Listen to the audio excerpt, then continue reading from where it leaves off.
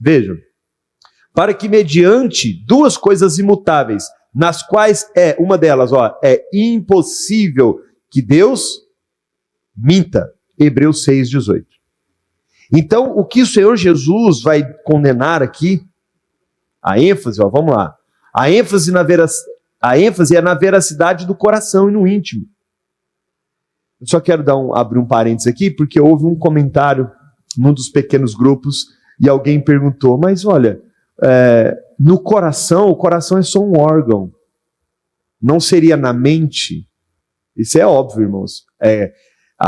Na época de Cristo, o entendimento era que os sentimentos, eles estavam no coração, apontando para o interior da pessoa. Então, hoje é sabido que todas essas coisas se processam na nossa mente, né? E tem todo um sistema nervoso e tal. Mas quando a gente usa o coração, nós não estamos falando do órgão, né? Nós estamos falando é uma figura de linguagem para expressar a nossa essência. Então, a ênfase na veracidade é no coração, é no íntimo. E a ausência de falsidade e engano. Salmos 15, versículo 1. Quem, Senhor, habitará no seu tabernáculo? Quem há de morar no seu santo monte? Quem é que vai morar lá? O que vive com integridade, pratica justiça e de coração, fala a verdade. O que Jesus está condenando não é o ato de jurar, é o ato de jurar de qualquer maneira, sem haver uma verdade. Mas se nós formos fazer uma aplicação mais profunda, o que Jesus está condenando é a falsidade, a hipocrisia. O que o Senhor Jesus está fazendo nos voltar é que dos nossos lábios, irmãos, não podem sair bobagens, mentiras, enganos, meia conversa.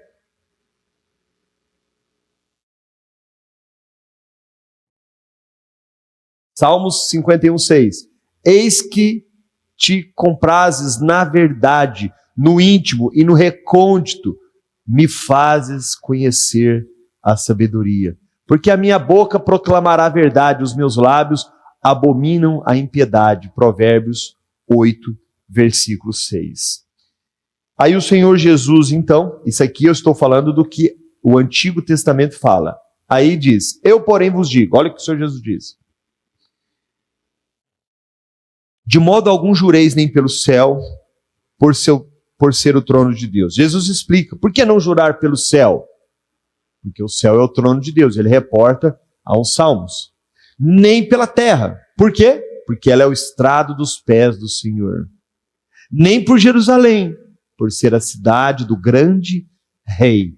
Nem jures pela tua cabeça, porque não podes tomar um cabelo branco. Quando eles falam jurar pela cabeça aqui, irmãos, jurar pela própria vida, né? Eu juro pela minha vida, pela minha mãezinha morta atrás da porta, essas coisas, né? Quando a gente era criança, a gente falava essas coisas, né? Eu não falo isso mais. Né? Então, seja, porém, a tua palavra sim, sim, não, não. O que disto passar vem do maligno. E, irmãos, aqui o Senhor Jesus dá uma apertada na gente, hein? Na interpretação dos escribas e fariseus, o juramento se fazia necessário. Olha lá, ó. E se tornou comum jurar pelo céu, pela terra, por Jerusalém, pelo templo, pelo altar, com o fim de impressionar uma pessoa. Eles eram tão religiosos que tudo que eles iam fazer, na condição de fariseu, né? Eu juro pelo altar. Senhor, eu juro por Jerusalém. Eles gostavam dessas coisas. Então o Senhor Jesus está condenando isso, né? E a real solução do problema está no coração. A verdade deve reinar de forma suprema no coração. Por isso, na conversação diária com o nosso próximo, devemos evitar o juramento de forma banal.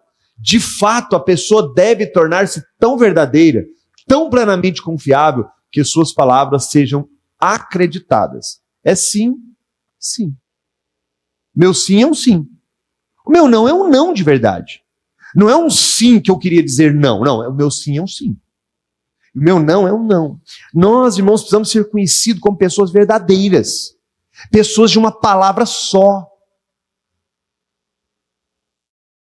Sabe aquelas pessoas assim que você conversa e você já sabe, ixi, lá vem o Tomé, quer ver? Não vai. Eu conheço um monte.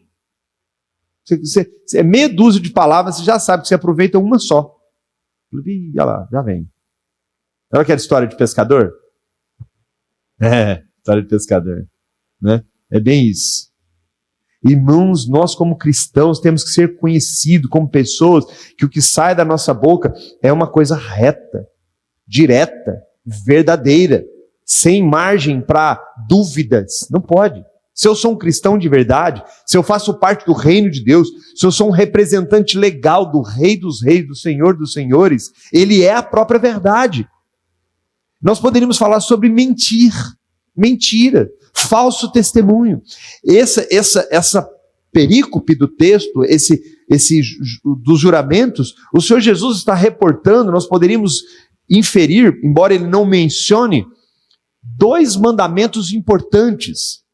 O 3º mandamento e o 9º mandamento. 3º mandamento: não dirás o nome do Senhor teu Deus em vão. Não use o nome do Senhor para coisas particulares e pessoais, à toa, a bel prazer. O nome do Senhor é santo. Não use o nome do Senhor para corrigir os seus filhos quando você não tem coragem de corrigi-los. Eles vão ter uma noção de que o nome do Senhor é uma coisa normal, como outra qualquer. Quando usar o nome do Senhor, use para não voltar atrás. É um mandamento. E o 9º? O que fala o 9º mandamento, irmãos? Não dirás falso testemunho. Testemunha falsa. Você fala uma coisa, mas você sente outra coisa. Você fala uma coisa, mas não é verdade. Nós como cristãos, nós temos que ser cristalinos, puros, 100% reto. Ah, Paulo, mas isso aí não tem isso não, ninguém é assim não. Meus irmãos, eu não estou dizendo que nós somos perfeitos, estou dizendo que esse deve ser o nosso alvo. Se Jesus diz que nós vamos ser julgados pelas próprias palavras que saem da nossa boca, os irmãos já imaginaram um negócio desse? Eu passo um aperto lá na marcenaria com o Gabriel, que a gente tem contrato de tudo que a gente faz. Eu chego e falo para ele assim: Gabriel, esse cliente aí vai atrasar. Para que eu falo isso? Ele fica doido. Como assim, pai? Vai atrasar? Falou, filho, infelizmente vai ter que atrasar. Você vai ter que ligar para o cliente e explicar para ele. Mas você acha que ele vai entender? Tá tendo um contrato, pai. Tá aqui, ó, tá assinado. O senhor falou que ia entregar em tal dia. E é verdade. É verdade. Nós temos que fazer de tudo, irmãos, para honrar tudo que dissermos. Já teve situações, eu estou contando isso aqui só como exemplo, tá, irmãos? Já teve situações de eu olhar para o meu contrato e falar assim: gente, onde é que eu estava que eu dei esse orçamento? Vou tomar prejuízo. Eu vou ligar para o cliente e falar para ele assim: eu errei no orçamento, você assinou aqui, mas eu vou te mandar outro orçamento. Não. Honrar a sua palavra, a sua assinatura. O que você falou, o que você acordou. Tem que honrar. Ah, mas vai tomar prejuízo. Que tome. Que leve prejuízo. Mas se você pôs seu nome, se você assinou, se você deu sua palavra, honre-a até o fim. Irmão, isso é muito sério. Nós podíamos falar de várias questões aqui. Deu cheque, tem que ter fundo. Fez conta, tem que pagar. O Senhor Jesus está dizendo aqui, irmãos, que nós não devemos jurar, hipótese alguma, de maneira falsa. Nós não podemos falar uma coisa hoje e falar assim: depois eu vejo como é que faz. Não pode. Eu lembro uma vez que um rapaz era muito amigo meu, e ele abriu um grande negócio aqui na cidade e tal. E aí um dia eu comentei com ele, falei assim: rapaz, eu estou com muito serviço e eu não estou podendo pegar, porque se eu pegar vai enrolar. Ele falou: não, você pega, põe para dentro, depois você vê como é que faz. Claro que não. Lógico que não. Se você deu a sua palavra, você tem que cumpri-la. Se você jurou no dia do seu casamento, você tem que cumprir. Se você consagrou o seu filho ao Senhor, dizendo que ia criá-lo no Senhor, você tem que cumprir, meu irmão, você tem que honrar a sua palavra. Você fez um voto. A Bíblia diz que é melhor você não fazer o voto do que você fazer e não cumprir. Você será cobrado. Eu li os textos aqui. Então o que o Senhor Jesus está dizendo é o seguinte: tome cuidado. Tome cuidado com o que sai da sua boca. Porque o que sair você tem que honrar.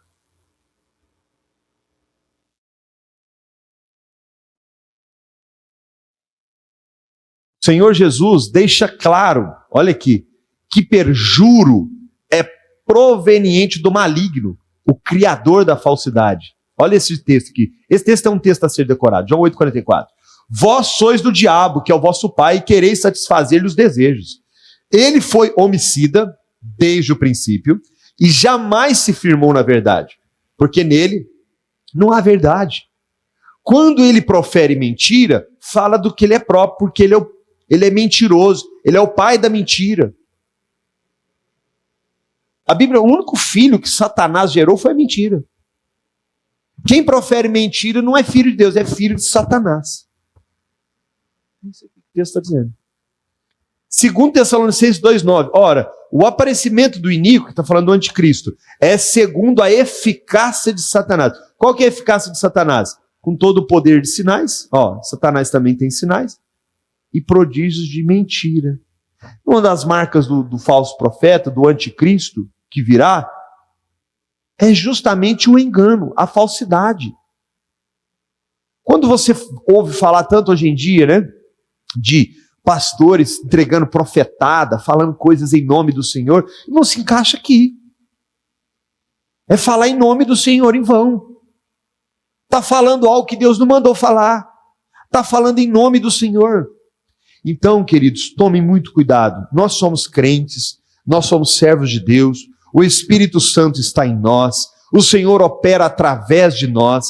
Nós devemos ser, como já aprendemos, luz do mundo e sal da terra. Não podemos ser algo diferente disso. Porque se formos algo diferente disso, não estaremos sendo instrumentos de Deus, mas de Satanás. Um profeta que fala algo em nome do Senhor que não é do Senhor, está sendo usado pelo diabo.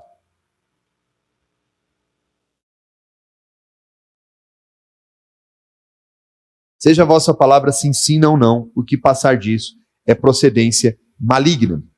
Deixa eu ver se tem mais algum nesse texto. A Escritura e nem mesmo Cristo proíbe o juramento. Não foi isso que ele fez.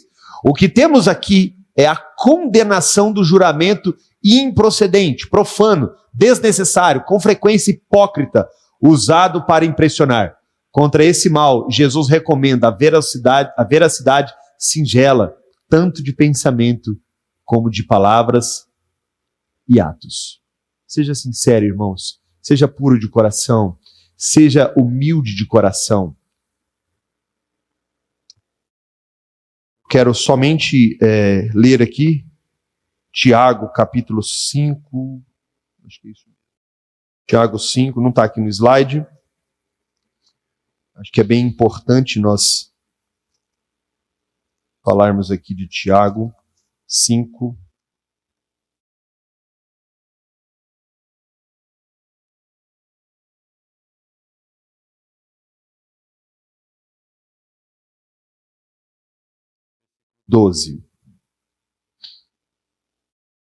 Tiago 5,12, para encerrarmos essa parte, diz assim: acima de tudo, porém, meus irmãos, não jureis nem pelo céu, nem pela terra, nem por qualquer outro voto. Antes, seja o vosso sim, sim, e o vosso não, não, para não cairdes em juízo. Amém, igreja? Glória a Deus. Então vamos continuar, não é? Mateus capítulo 5. Nós falamos sobre a veracidade, né, do que sai da boca de um cristão, de um crente, de um servo do reino de Deus. E aí nós vamos para a quinta antítese da vingança. Versículo 38. Mateus 5, 38. Ouviste que foi dito: Olho por olho, dente por dente. Eu, porém, vos digo, não resistais ao perverso, mas a qualquer que te ferir na face direita, volta-lhe também a outra. E ao que quer demandar contigo e tirar-te a túnica, deixa-lhe também a capa. Se alguém te obrigar a andar 1 milha, vai com ele 2. Dá a quem te pede, e não voltes as costas ao que deseja que lhe emprestes. Meus irmãos, vamos lá, né? Deixa o Espírito Santo trabalhar. A quinta antítese fala sobre a questão da vingança. O Senhor Jesus diz assim: ouviste o que foi dito. É bem interessante isso, né? Ouviste o que foi dito. Olho por olho, dente por dente. Essa frase aqui, ó, estava na palavra. Essa frase aqui. Essa frase era muito usada. Muito usada. Vamos entendê-la, como ela era usada e em que contexto a Bíblia menciona essa frase. Veja aqui, Êxodo 21, 24 e 25. Olho por olho, dente por dente, mão por mão, pé por pé, queimadura por queimadura, ferimento por ferimento, golpe por golpe. Esse é o texto completo. Deuteronômio 19, 21 vai dizer: não o olharás com piedade. Olha aqui, ó. Está falando de julgamento, ó. O sujeito lá matou, roubou, machucou. Tá aqui, ó. Não o olharás com piedade, que é Deus falando. Vida por vida, olho por olho, dente por dente, mão por mão, pé por pé. Observe que isso aqui é um versículo isolado dentro de um contexto, ok? Eu estou aqui só trazendo de onde tiraram esse texto aqui na época de Jesus. Olha, esta era uma lei para os tribunais civis, estabelecida com o fim de desencorajar a prática da vingança privada. Vejam, lembra que eu falei lá atrás que existia a lei moral, a lei cerimonial e a lei civil? Muito bem. Olho por olho, dente por dente, e os demais aqui, fazia parte da lei civil. O que isso quer dizer?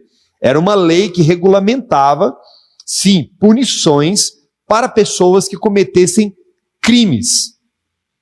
Mas quem é que aplicava? Não eram as pessoas que eram acometidas dessa infração, e sim os magistrados, juízes, aqueles que estavam designados para isso. Havia um julgamento, havia todo um processo para depois aplicar a sentença. Só que o que os fariseus e escribas diziam? Não. Olho por olho, dente por dente. Me bateu? Vai tomar na cara também. Matou? Deve ser morto. Adulterou? Pedra nele.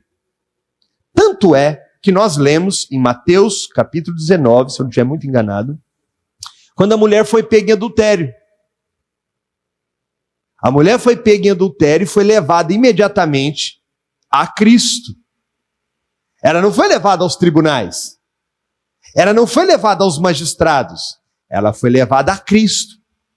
Eles tinham a intenção de matá-la ali mesmo. Então o que eles pegaram? Eles pegaram parte da lei e começaram a ensinar que matou tem que ser morto. Queimou tem que ser queimado. Feriu tem que ser ferido. E as pessoas entendiam o seguinte, que teriam que revidar, teriam que se vingar se alguém lhes fizesse algum mal, usando um trecho de uma lei que era uma lei civil.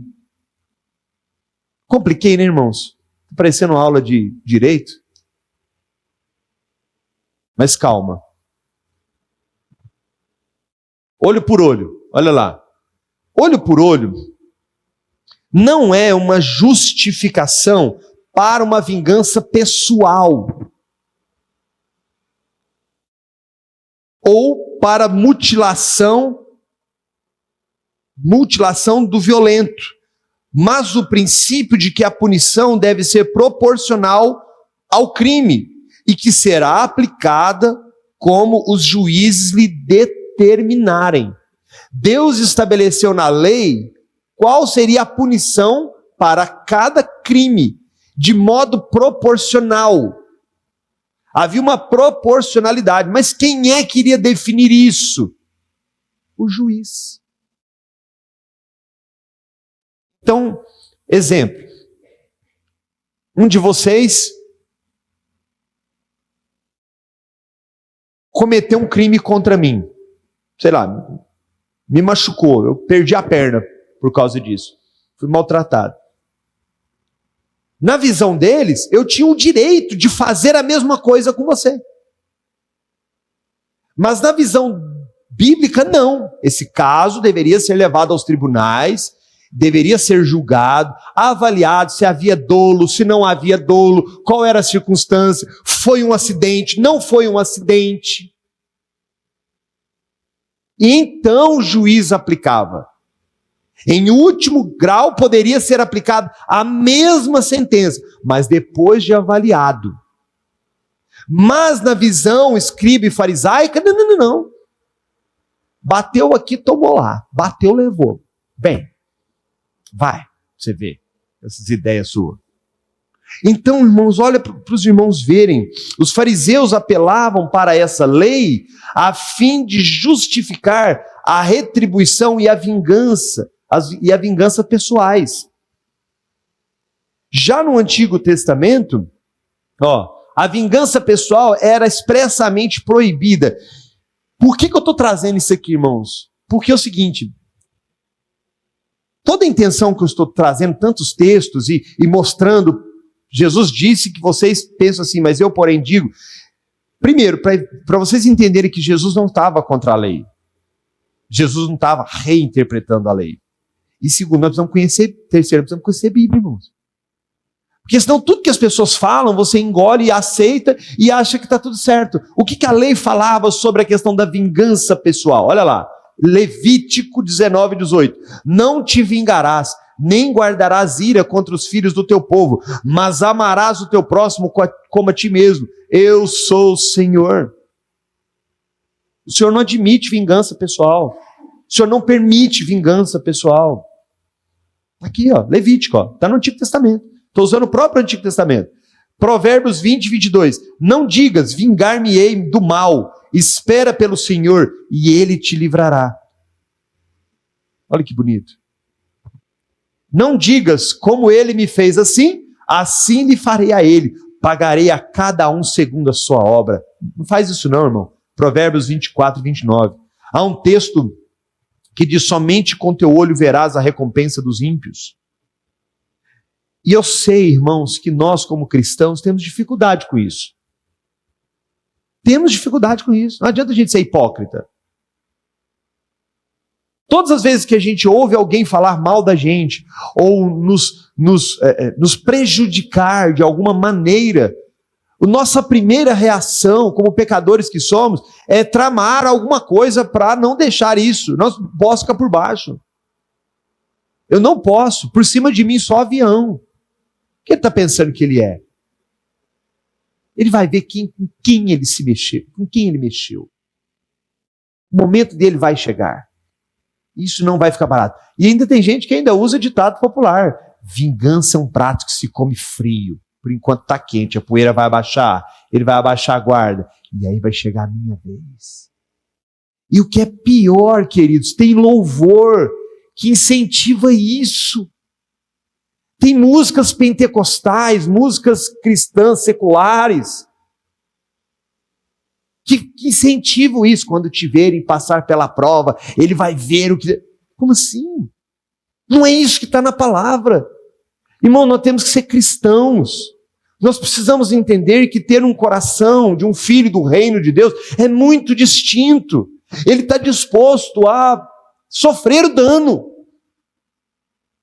por uma causa maior, por amor. Veja aqui, não te vingarás, nem guardarás ira contra os filhos do teu povo. Ah, irmãos, Tem umas irazinhas guardadas aí, não tem? Vai, seja sincero.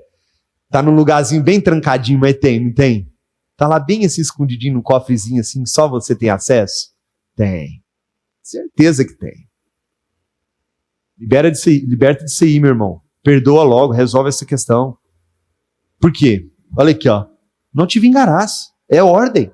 Isso aqui, irmãos, está num imperativo. Não te vingarás, nem guardarás ira contra os filhos, mas amarás o teu próximo como a ti mesmo. E aí ele termina: eu sou o Senhor, eu estou mandando. Eu sou Deus. Você é meu, você faz o que eu mando. Em outras palavras, é isso. Eu sou o Senhor. Você é só um servo. Eu estou dando essa ordem.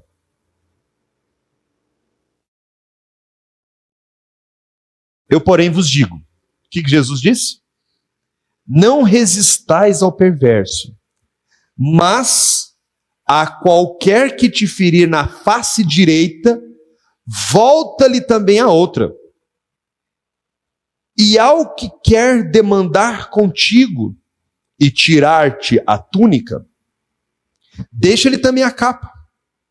Se alguém te obrigar a andar 1 milha, vai com ele 2.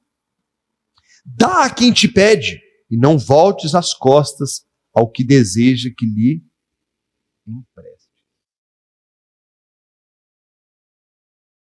O Senhor Jesus está condenando o espírito de desamor.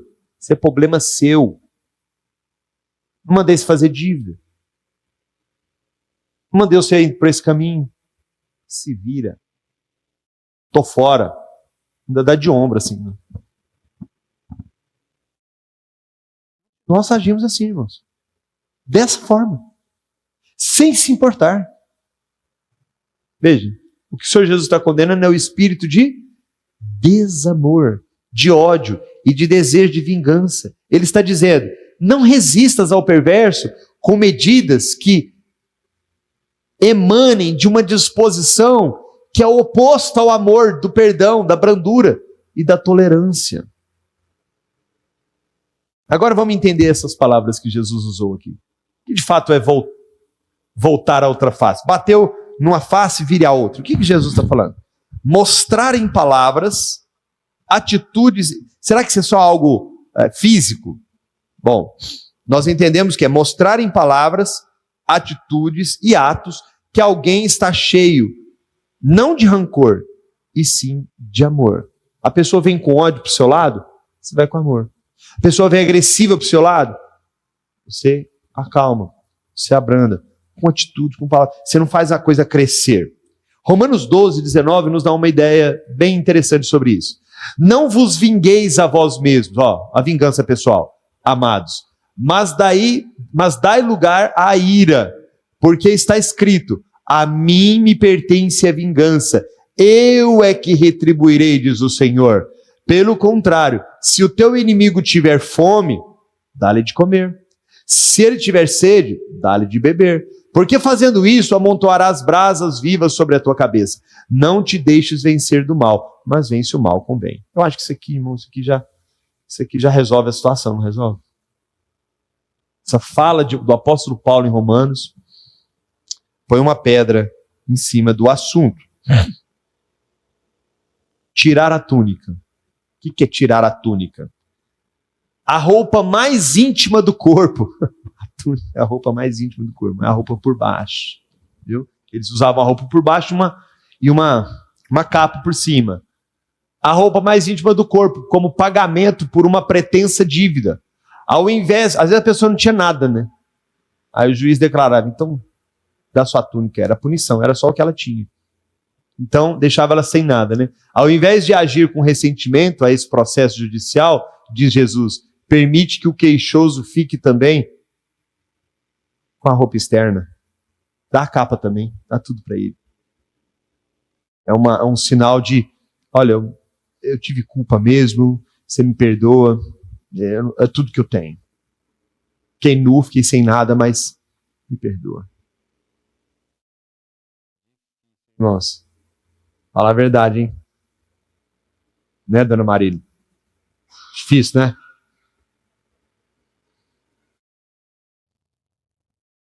A capa era considerada tão indispensável que, quando tomada como penhor, ela deveria ser devolvida antes do pôr do sol. Porque muitas vezes a pessoa usava a capa para dormir. Às vezes ela só tinha capa. Ela usava para dormir. Então era algo tão assim importante a capa, que se ela fosse tomada por penhor, até o pôr do sol ela tinha que ser devolvida, para que ele não passasse frio à noite. Interessante, né? E quem forçar a andar uma milha, refere-se à autoridade de convocação, de forçar ao serviço, como foi no caso de Simão, o Cirene, que foi obrigado a carregar a cruz de Cristo. Você lembra desse caso? Simão foi obrigado, o constrangeram a carregar a cruz de Jesus por um tempo. Ele não teve opção. A autoridade chegou lá e falou: você, ei, você, vem aqui, carrega essa cruz aqui. Ele foi obrigado. E isso poderia ser feito por uma autoridade. Uma autoridade poderia fazer isso. Então o que Jesus está falando? Se você foi convocado, se você foi chamado, não sai chutando não, não sai reclamando não. Ele pediu para você ir 1 milha, vai 2. Seja pronto, esteja disposto, vá com dedicação, faça o seu melhor. Jesus está dizendo que em vez de revelar um espírito de amargura ou tristeza para com aquele que força uma pessoa a levar uma carga, essa deveria assumir tal posição, um sorriso. Conta comigo, vamos lá.